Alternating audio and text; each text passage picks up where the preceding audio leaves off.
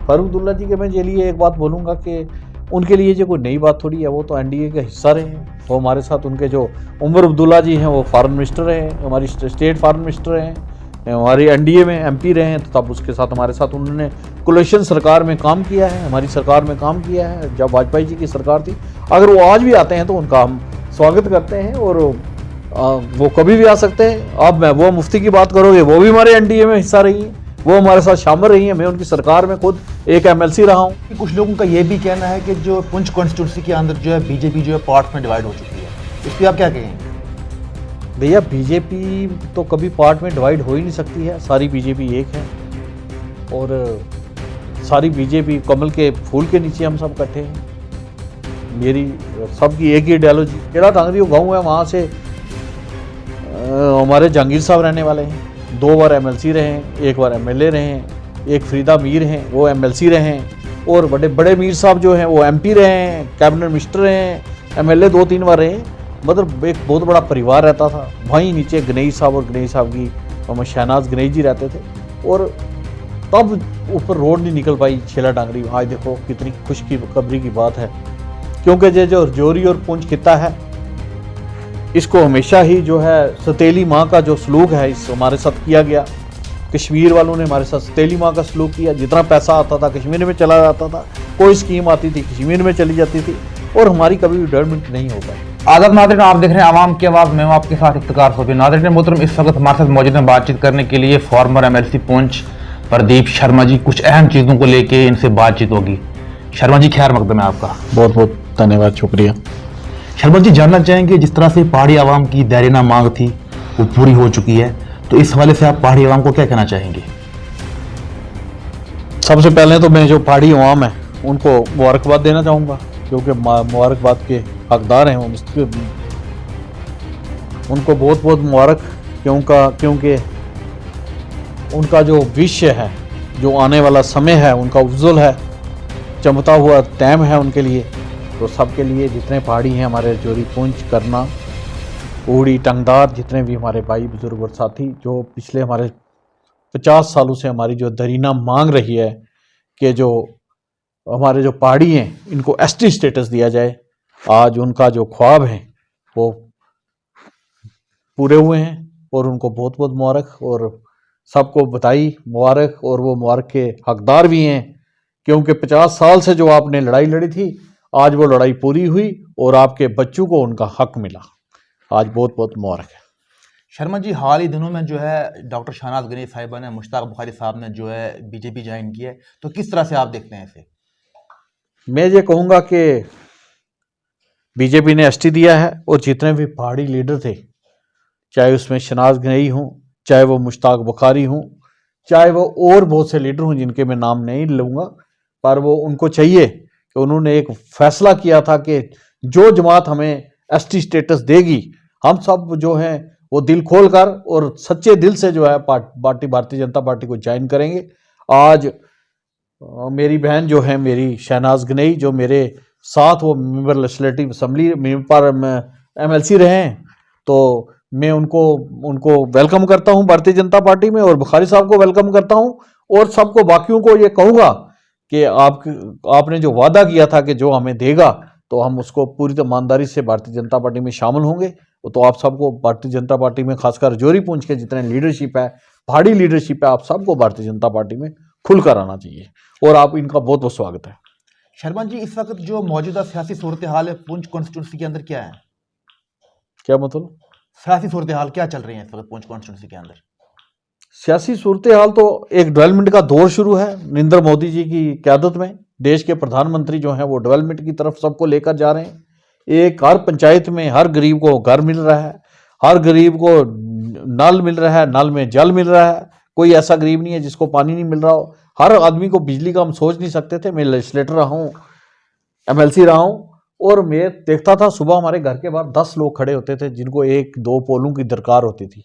आज सबके घरों में पोल लगे हुए हैं, लग रहे हैं हर घर में, हर गाँव में। और ऐसे ऐसे गाँव हैं जहाँ पर रोडें निकल रही हैं, आप सोच भी नहीं सकते हो। आप छेला टांगरी चले जाओ, मैं आपको ये बात कहूँ। आपने पूछा पुंछ में क्या सूरत हाल है, पता नहीं आप किस विषय में बोल रहे हो, तो मैं डेवलपमेंट के विषय में आपको लेकर जा रहा हूँ। वो छेला टांगरी वो गाँव है, वहाँ से हमारे जहांगीर साहब रहने वाले हैं, 2 बार एमएलसी रहे हैं, 1 बार एमएलए रहे हैं, एक फरीदा मीर हैं वो एमएलसी रहे हैं, और बड़े बड़े मीर साहब जो हैं वो एमपी रहे हैं, कैबिनेट मिनिस्टर रहे हैं, एमएलए 2-3 बार रहे हैं। मतलब एक बहुत बड़ा परिवार रहता था। वहीं नीचे गणेश साहब और गणेश साहब की मोहम्मद शहनाज गणेश जी रहते थे, और तब ऊपर रोड नहीं निकल पाई छेला डांगरी में। आज देखो कितनी खुशखबरी की बात है कि भारतीय जनता पार्टी के राज में छेला में और डांगरी में दोनों जगह पर अलग अलग रोड जो है निकल रही है। ऐसे ही सब जिला में तरक्की के काम शुरू हैं भारतीय जनता पार्टी के दौर में। और पिछले जब से कोरोना हुआ है तब से राशन लोगों को फ्री मिल रहा है, लोगों को पेंशन मिल रही है 1-1 हज़ार रुपये। और मैं सोचता हूँ ऐसी ऐसी स्कीमें गवर्नमेंट की अगर मैं यहाँ गिनाना शुरू हो जाऊँ तो आप कभी सोच भी नहीं सकते हो कि मतलब इतनी बड़ा जो है लोगों को इतना बड़ा जो है आगे बढ़ने का मौका जो है वो मिल रहा है। अभी लोन मिल रहा है लोगों को, जो काम करने वाले लोग हैं, जो 18 जो ट्रेड हैं उनमें लोन मिल रहा है लोगों को। गवर्नमेंट कहती है आप पहले 5 दिन की ट्रेनिंग करो, 2500 रुपये देंगे, फिर ट्रेनिंग के बाद जो जिस चीज़ की ट्रेनिंग करोगे 15,000 की किट देंगे फ्री में, 25 रुपये ट्रेनिंग का देंगे, फिर 2 लाख रुपया लोन देंगे विदाउट इंटरेस्ट। मतलब कितनी कितनी स्कीमें गवर्नमेंट की जो है वो चल रही हैं। ये बहुत बड़ी बात है। और मैं सोचता हूँ हमारा जिला जो है वो पिछड़ा हुआ जिला था, आज आगे बढ़ रहा है ये मोदी जी की क़यादत में। शर्मा जी, कुछ लोगों का ये भी कहना है कि जो पुंछ कॉन्स्टिट्यूंसी के अंदर जो है बीजेपी जो है पार्ट्स में डिवाइड हो चुकी है, इस पर आप क्या कहेंगे? भैया बीजेपी तो कभी पार्ट में डिवाइड हो ही नहीं सकती है, सारी बीजेपी एक है। और सारी बीजेपी कमल के फूल के नीचे हम सब इकट्ठे हैं। मेरी सबकी एक ही आइडियोलॉजी है। हम सब जब बीजेपी में शहनाज गनई जुड़ती है, जब मेरी बहन, जब मैं जुड़ता हूँ, जब हमारे और लोग जुड़ते हैं, बुखारी साहब जुड़ते हैं, जब ये लोग जुड़ते हैं तो मैं एक बात आपसे ये कहूँगा कि हम एक ही आइडियोलॉजी के लोग हैं। हम भारतीय जनता पार्टी में आज शामिल हो गए हैं और कोई ग्रुप नहीं है, कोई कुछ नहीं है। हम सब ने भारतीय जनता पार्टी को मजबूत करना है और भारतीय जनता पार्टी को आगे बढ़ाना है। तो मोदी जी की क़यादत में हम आगे बढ़ रहे हैं। हमारी जो स्टेट है उसके अध्यक्ष जो है रविंद्र रैना जी हैं, कोल साहब है हमारे संगठन महामंत्री, उनकी अध्यक्षता में पार्टी जो है वो फल फूल रही है, आगे बढ़ रही है। हम दिन दुगनी रात चुगनी तरक्की कर रहे हैं। तो आगे पार्टी अगर बढ़ रही होती तो ये नए नए चेहरे जो हैं ये भारतीय जनता पार्टी में शामिल नहीं होते। आज जो है ये भारतीय जनता पार्टी में जो है वो शामिल हो रहे हैं, ये बहुत बड़ी बात है। शर्मा जी, हाल ही में एक खबर चल रही थी कि फारूक अब्दुल्ला साहब जो एनडीए में जा रही हैं, इस पर आप क्या कहेंगे?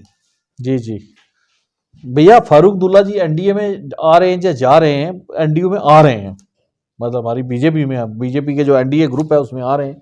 फारूक अब्दुल्ला जी के मैं ये लिए एक बात बोलूँगा कि उनके लिए जो कोई नई बात थोड़ी है, वो तो एनडीए का हिस्सा रहे हैं। वो हमारे साथ उनके जो उमर अब्दुल्ला जी हैं वो फॉरेन मिनिस्टर रहे हैं, हमारी स्टेट फॉरेन मिनिस्टर रहे हैं, हमारी एनडीए में एमपी रहे हैं। तो तब उसके साथ हमारे साथ उन्होंने कोलिशन सरकार में काम किया है, हमारी सरकार में काम किया है जब वाजपेयी जी की सरकार थी।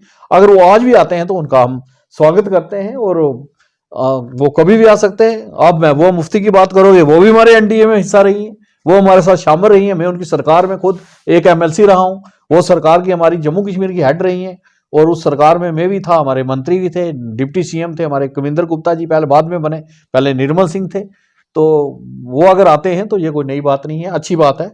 हमारा जो परिवार है वो बढ़ता है, जब परिवार बढ़ता है तो देश भी तरक्की करेगा। हम सब इकट्ठे होकर देश को अच्छी राह पर ले जाएंगे। फारूक अब्दुल्ला से आने से और ज़्यादा अच्छा हो जाएगा। शर्मा जी, आपसे जानने की कोशिश करें कि आगे पार्लियामेंट इलेक्शंस आ रहे हैं कुछ ही वक्त के बाद, तो पार्लियामेंट इलेक्शंस को लेकर लोगों से आपकी क्या अपील रहेगी? भैया मैं तो एक ही बात कहूंगा, जहां पार्लियामेंट के इलेक्शन है, बगैर किसी पार्टी और पॉलिटिक्स से ऊपर उठकर, क्योंकि ये जो रजौरी और पुंछ खिता है इसको हमेशा ही जो है सतीली माँ का जो सलूक है इस हमारे साथ किया गया। कश्मीर वालों ने हमारे साथ सतीली माँ का सलूक किया। जितना पैसा आता था कश्मीर में चला जाता था, कोई स्कीम आती थी कश्मीर में चली जाती थी और हमारी कभी भी डेवलपमेंट नहीं हो पाई।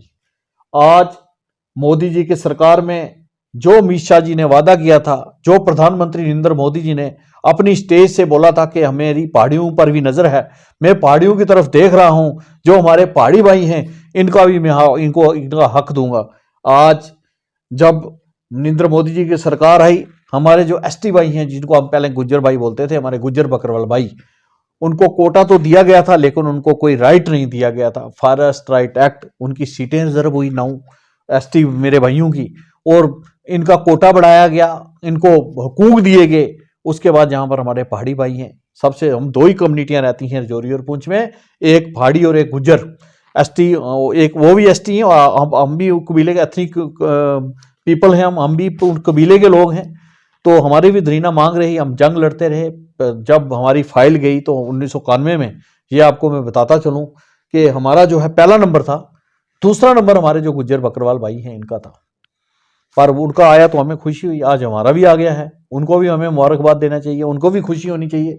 और सबसे बड़ी बात, होम मिनिस्टर जी का ये कहना कि मैंने जो हमारे गुज्जर भाई हैं, गुज्जर बकरवाल भाई, उनके जो परसेंटेज है, उनका जो स्टेटस है, उसके साथ हम 1 इंच भी नहीं, 1 पैसा भी नहीं छेड़ेंगे, 1% भी उनका जो है नुकसान नहीं करेंगे। तो उनको इससे बड़ा इंश्योरेंस क्या चाहिए। जब अमित शाह जी बोल रहे हैं, मैं ये कहूंगा कि उनको भी खुलकर और हमें भी सबको खुलकर एक ही तरफ चलना चाहिए। और भारतीय जनता पार्टी की जो 400 सीटों का लक्ष्य है, 370 सीटें जो है वो भारतीय मोदी जी ने एक मंत्र दिया है, 370 सीटें हमने लेनी है और 400 सीटें जो है वो एनडीए ने लेनी है। तो उस लक्ष्य को पूरा करना चाहिए हमें, हम सबको मिलकर एक तरफ वोट देना चाहिए। पार्टी का कोई भी आदमी खड़ा होता है जिसके पास कमल का निशान है, वो चाहे मैं हूं, चाहे आप हूं, चाहे कोई और हो, जिसको पार्टी टिकट देती है, हमें उसको हाथ सर जगाकर उसको कबूल करके हमें उसकी तरफ ही देखना है। हमने अपने एसटी स्टेटस को देखना है, जो हमें एसटी स्टेटस मिला है, हम सबको एक तरफ जो है वो चलना चाहिए। शर्मा जी, एक आखिरी सवाल आपसे जानने की कोशिश करेंगे। जिस तरह से ये भी कहा जा रहा है कि असेंबली इलेक्शंस भी शायद कहीं ना कहीं पे अब आने वाले हैं कुछ वक्त के बाद, तो असेंबली इलेक्शंस को लेके पुंछ कॉन्स्टिट्यूंसी से जो है भारतीय जनता पार्टी का कैंडिडेट कौन होगा? भैया, party Bharatiya Janata party assembly जो इलेक्शन होंगे, भारतीय जनता पार्टी जिसको टिकट देगी वही कैंडिडेट होगा। तो जिसके पास कमल का निशान होगा, जिसको हमारी सेंटर जो है वो जिसकी टिकट पे जो है हमारी नड्डा जी के सिग्नेचर होंगे, वही कैंडिडेट होगा। इसमें कोई दो राय नहीं है। तो जिसको टिकट देंगे हम सब उसके साथ हैं। अगर किसी को भी टिकट मिलती है हम सब उसके साथ खड़े होंगे। और मैं ये भी आपको एक मुबारकबाद देना चाहता हूं कि जो अमित शाह जी ने जो लॉन्चमेंट की है, इलेक्शन तो होंगे, वो पक्का होंगे। वो इलेक्शन जो है वो इलेक्शन कमीशन ने कराने हैं, भारतीय जनता पार्टी ने नहीं कराने हैं। वो जल्दी ही मैं सोचता हूं कि उनको लॉन्च करना चाहिए। पर मैं एक बात आपसे कहूंगा कि बीजेपी का जो आने वाला वक्त है वो सुनहरा है, और खासकर पहाड़ी लोगों का, क्योंकि अमित शाह जी ने जम्मू में खड़े होकर ये कहा था कि आने वाला जो समय हो सकता है, इन पहाड़ियों में से, हम सब पहाड़ी नीचे बैठे हुए थे, कि पहाड़ियों में से भी कोई सीएम हो सकता है हमारे पहाड़ियों में से कोई पहली बार हमें मौका मिले सीएम बनने का। और इलेक्शन हो, हमारा पार्टी कोई सीएम बने, कोई भी बने, भारतीय जनता पार्टी का सीएम बनेगा और भारतीय जनता पार्टी 50 सीटों के पार जाएगी। हमने 50 सीटें लेनी है। शुक्रिया Sharma ji. Thank you ji, thank you, आपका भी बहुत बहुत शुक्रिया। नाज़रीन मोहतरम, हमारे साथ बातचीत कर रहे थे फॉर्मर एमएलसी पुंछ प्रदीप शर्मा जी। मजीद अपडेट्स के लिए आप देखते रहे आवाम की आवाज़। दीजिएगा मुझे इजाज़त। खुदा हाफिज। धन्यवाद जी, नमस्ते।